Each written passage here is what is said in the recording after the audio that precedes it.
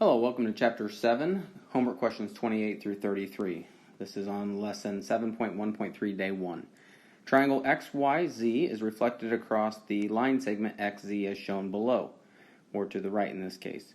Part A, how can you justify that the points Y, Z, and Y prime all lie on a straight line? So since we know that the angle XZY is a right angle, that one right there, and it's reflected across, then we know XZY prime is also a right angle. So that means we have a 90-degree angle here and another 90-degree angle that was reflected to make 180 degrees. So if this angle that is formed right here adds up to 90 plus 9 is 180, then it's a straight angle. Therefore, all of the points will lie on the line.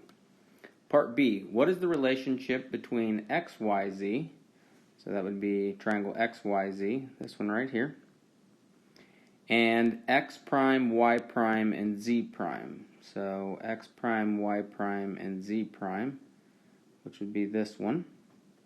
What is the relationship that we see? Well, because it's the reflection and it doesn't change the size of it, then we know that those two triangles will be congruent. Once again, a reflection does not alter the shape or the size of the object. So therefore, once again, if you're just reflecting something, it's not going to change the shape or size. So therefore, the two triangles must be congruent. Part C, read the math notes box for this lesson, then make all the statements you can about the corresponding parts of these two triangles. So if you go back and read the math notes, it talks about congruency. So since we know these two triangles are congruent, which I wrote above, we also know that all their corresponding sides and angles are congruent. So for example, I'll write a couple of them down and then I'll write the rest. If we're looking at side lengths, let me erase this so I can kind of mark them as I'm going here, but if we're looking at side length XY would be congruent to XY prime. So we know line segment XY is congruent to line segment XY prime. We also know that YZ, when it's reflected to this side, Y prime, Z prime are congruent. So once again, if we have YZ, line segment YZ, we know it's congruent to Y prime, Z prime, or just Z, I guess. And then we can do this for all side lengths and all angles. And then the last side we can do is this side right here is congruent to itself. So since it shares that, it may seem kind of strange here, but we can say XZ, line segment XZ, is congruent to line segment XZ, which will be important when we get into proving things are congruent. So those are the sides. Now you can work on the angles. And so we'll just start with angle Y and Y prime. So we can say that angle Y is congruent to angle Y prime. We can also say these right angles are congruent. So we can't just say angle Z. We got to name them with 3 letters since there's more than one angle at point Z. So we will go with X, angle X, Z, Y. So just follow that in order. X, Z, Y, that's this first one, is congruent to angle. And make sure you go in the right order here. So if we go X, Z, Y, we got to go X, Z, Y prime. And then the last one would be this angle up here at point X. Those are congruent. Once again, you're going to have to use 3 letters. So I'll go Y, angle YXZ is congruent to angle Y prime XZ. And so those are the 6 corresponding sides and angles of the two triangles. Question 29, remember that a midpoint of a line segment is the point that divides the segment into 2 segments of equal length. On graph paper, plot the point P, which is at 0, 3, and Q, which is at 0, 11. Where is the midpoint M if PM is equal to the measure of MQ? So we can just count 1, 2, 3, 4, 5, 6, 7, 8, or you can subtract 11 minus 3. And so we want to go halfway. We want to go to the midpoint, which would be right here, and this would be point M, and that would be located at 0, 7. 7 is 4 units away from 11, and 7 is 4 units away from 3. So the midpoint, point M, would be located at 0, 11. And, it says explain how you would, find the answer. I kind of already went through and did that in terms of graphing them. And it says PM should be equal to MQ, and you can see PM has a distance of 4, and MQ has a distance of 4 as well. So those are equal to each other in measure. Question 30. Examine the diagram at the right. Find two equivalent expressions that represent the area of the inner square. So we're looking for the area of this square right here. All right. Well, since it's a square and you see that the side lengths are C, then we can say that the area of that square would be C times C, or C squared. And then maybe another way, you could find the area of the bigger square and then just subtract out the 4 triangles, and they are all the same area from there, and that would leave you with the center as well. So let's see what happens there. So if we take the area of the bigger one, that would be A plus B, and we're going to square it, and then we want to subtract out 4 times the area of one of those triangles, which would be, one of the triangles would be 1/2 base times height. And then let's simplify and see what happens. So if we take A plus B squared, that's A plus B times A plus B. So we can use our generic rectangle or distributive property. That will give us A squared plus 2AB plus B squared. And then minus 4 times 1/2 is 2. So this would just be minus 2 and then A times B. And what you notice is that the positive 2B and negative 2B are going to cancel out. And so that will leave you with an area equal to A squared plus B squared. So 2 different ways that you could represent that. Same areas, so what you will notice is that A squared plus B squared is equal to the original area that we found, and that is equal to C squared. And hopefully that does look familiar. A squared plus B squared is equal to C squared. So if you kind of go back to the original, I get rid of all this stuff, and you're looking at this right triangle, you have A squared plus B squared, which are the legs of a right triangle, are equal to the hypotenuse squared. So another way to see Pythagorean theorem. Question 31. For each pair of triangles below, decide whether the triangles are similar and or congruent. Justify each conclusion. And it does say and or congruent because if the triangles are congruent, they would be exactly the same size and shape, so therefore they would also be similar with a ratio of 1. So on part A, we have 2 triangles. We can set up ratios to see if they are in proportion. So we'll start with the smallest side on the first triangle, which would be 6. So that would have to match up with the smallest on the next one, which would be 9. Are those in proportion to the next smallest on this triangle? So we did 6 and 9. Then we can do 8 and 12 is equal to, and then the third one, 9 and 13.5. So those all have the same ratio. And if you divide all of them, you get, or simplify all of them, you still get 0.6 repeating, which does simplify to 2/3. So instead of writing a decimal, I'm going to go ahead and just write it as a fraction so you can see that they are all the same. So on part A, we know that the triangles are similar. They're not congruent though because their side lengths don't have a ratio in proportion of 1. So they're not congruent, but they are similar. And that would be true by side, side, side similarity there. Part B, we have 2 triangles. We have one inside of another. So here's would be your smaller triangle. And then here is your larger triangle. So we're trying to see, They're definitely not congruent. You can tell that when they're inside of one another, but they could be similar. So we have two parallel lines, and if you look at this parallel line, this transversal, and this parallel line, these two angles right here are corresponding angles. So we know that corresponding angles are congruent. So this angle would be congruent to this angle. We also know by the same thing that since you have parallel lines here and here, that these two angles are corresponding, so they will also be congruent.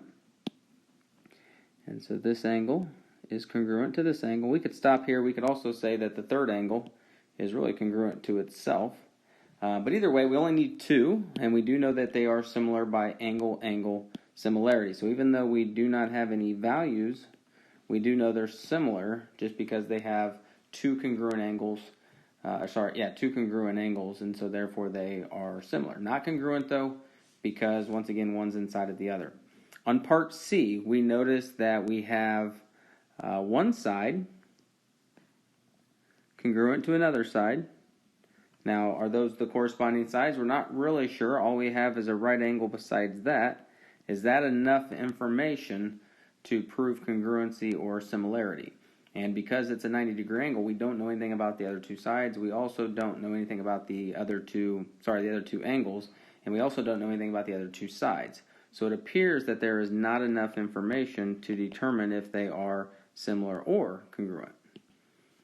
And then on part D, so if you take a look here, we have two isosceles triangles with the base of this isosceles triangle being 9 and the base of this isosceles triangle also being 9. If they are isosceles, then we know that the angles on the base there should also be the same, so that's 72. If you take 180 minus 72, you'll get this third angle would be 36. And then kind of the same thing happens on the other triangle, that you'll find out that these two angles down here are 72 degrees. So it looks like a couple different ways that you could look at this. But if this has a side of 9, we have angle. Let's see if I can do this yet. Angle here, side, angle, and then angle here, side, angle. And so they are all congruent. The angles are congruent, and the side is congruent as well. So that's one way to prove that they are congruent, by angle, side, angle. And we also know that they are similar by angle-angle similarity. So once again, if they're congruent, they're definitely going to be similar as well. Question 32. On graph paper, plot and connect the points to form the quadrilateral. So I went ahead and plotted the points. Since it's a little bit smaller on the graph here, I went ahead and went up by ones on my coordinate plane. Or 2 squares was 1, I mean. So part A, what is the best name of the quadrilateral? And justify your answer. The best name for this quadrilateral would probably be a parallelogram. We know that the sides are parallel. Segment BC and segment AD are horizontal, but then also segment CD and BA have the same slope. So you go up 4 boxes over 2, up 4 boxes over 2, so they're both parallel as well. So probably the best answer for this would be a parallelogram, because opposite sides are parallel. Part B, find and compare the measure of angle DAB. So DAB would be this one, and BCD. And BCD would be its opposite one. So those two angles, they will be equal. They are congruent to each other. Their measures are the same. And we can tell that because we can use our two parallel lines in a transversal, and what we'll know is that angle BAD and this angle right here would be supplementary, and then the same thing would be true with this angle here and BCD would be supplementary, so therefore those two would have to be congruent, or their measures are the same. To be able to find the measures of the two angles, we could potentially, and I'm sure there's plenty of ways to do this, but we could potentially break this up into a triangle, and we know that this length is 1. Remember, 2 squares is 1 unit. and this length over here is 2. So we could use some of our trig, and if we're looking for this angle, BAD, then we could look for the opposite and adjacent, which would be tangent. So on part B, I could use the tangent of A, which I don't know, is equal to the ratio of 2 over 1, or just 2. And so I need to find the inverse of tangent to be able to figure out what A is. And so angle A is equal to approximately 63.4 degrees. So the measure of angle DAB is equal to the measure of angle BCD, and both of them are equal to approximately 63.4 degrees. Part C, find the equations of the diagonals AC and BD. So now we're looking at the diagonals of the parallelogram, and we want to know what the equations of the diagonals are. So, we can look at it this way. We can just go back up to the 2 points that were given to us for AC, and then the 2 points for BD, and write the equations that way. That's the way I'm going to do it. I'm going to take point A, which is at 1, 1, and point C is at 5, 3, and I'm just going to go through the process of finding it algebraically. So the change of y, 3 minus 1, over the change of x, 5 minus 1, is equal to 2 over 5. And then I'll just use the point A, and I'm going to plug in y, which is 1, is equal to m, is 2/5, times x is 1, plus b. And I'm just going to solve the equation for b, subtract 2/5.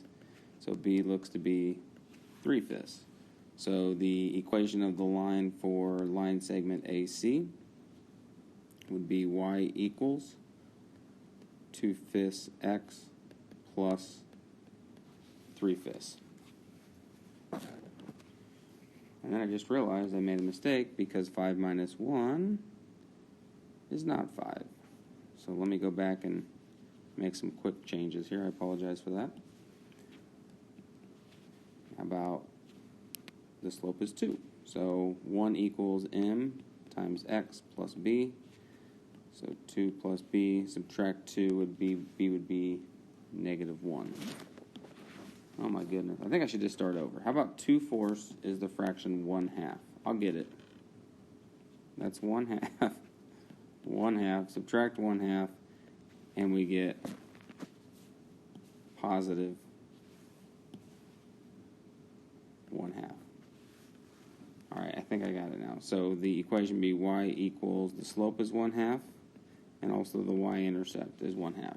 So my apologies for that. Then the second equation would be BD. So point B has an ordered pair of 2, 3. And point D has an ordered pair of 4, 1.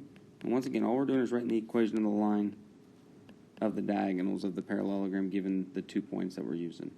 So slope, see if I can do it correctly. 3 minus 1, 2 minus 4. So that would be 2 over -2, which gives me a slope of -1. Then I'll use point D, and we'll say y, which is 1, is equal to m, is -1, x is 4, plus b. So that's 1 equals -4 plus b, which means b is equal to 5. So the equation for line BD is y equals -x plus 5. So all that work for part C there that we're doing. And then the last one is find the point where the diagonals AC and BD intersect. We could take the two equations and solve them as a system. It appears, if you look at the graph, it appears it intersects right here, which would be 1, 2, 3, 1, 2. So it appears the point is 3, 2. I'm just going to plug them into the equations and see if they work, and if they do, then we know it's correct. So I'm going to take the equation y equals 1/2 x plus 1/2 and plug in what I know. So 2 is equal to 1/2 times 3 plus 1/2. And so that would be 2 equals 1.5 plus 0.5. 2 is equal to 2, so it checks out. I'm going to plug it into the other equation. Y equals -x plus 5. So that'd be 2 equals negative 1 times 3 plus 5, and that would be 2 equals 2. And so it does check out. So it does look like the solution to the system is 3, 2, and that's the point of intersection. Question 33. Solve each system of equations below. If possible, if not possible, explain that having no solution tells you about the graphs of the equation. Write each solution in order pair form. So part A, since they're both set equal to y, we'll use the equal value method, negative 1/3 x plus 7 is equal to negative 1/3 x minus 2. We can add 1/3 x to both sides, and we notice that the x is eliminated, and we're left with 7 equals negative 2. So this means that there's no value of x that would solve these two equations that are the same. So we do have a no solution on this one. And that means that the, if we answer the second part of this question, means that the lines are parallel.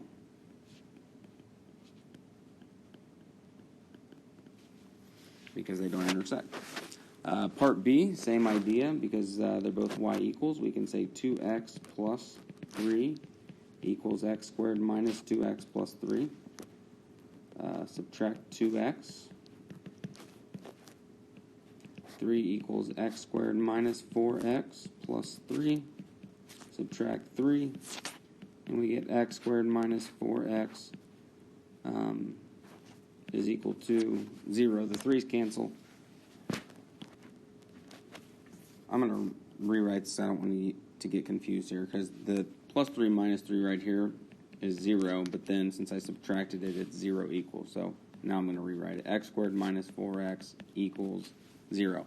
It's a quadratic. We can solve it multiple different ways, but probably since the constant is gone, we could factor this one by working backwards from the distributive property. Since there's an x in common, we can take that x out, and now we have our two factors, x equals 0, and x minus 4 is equal to 0. So the first one is solved for. We add 4 on the second one, and so we get two solutions. And we got to find both of them for y, so we're going to do them in parts.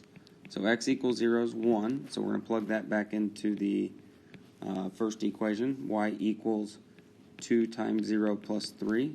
So that's just y equals 3, which means one of our solutions is at 0, 3. And then we will plug in x equals 4, and that will be y equals 2 times 4 plus 3, and that's 8 plus 3, and that's 11. So that would be 4, 11. So there would be two solutions on that one. You have a quadratic or a parabola and a line, so that means there is a possibility of having two solutions for those types of problems.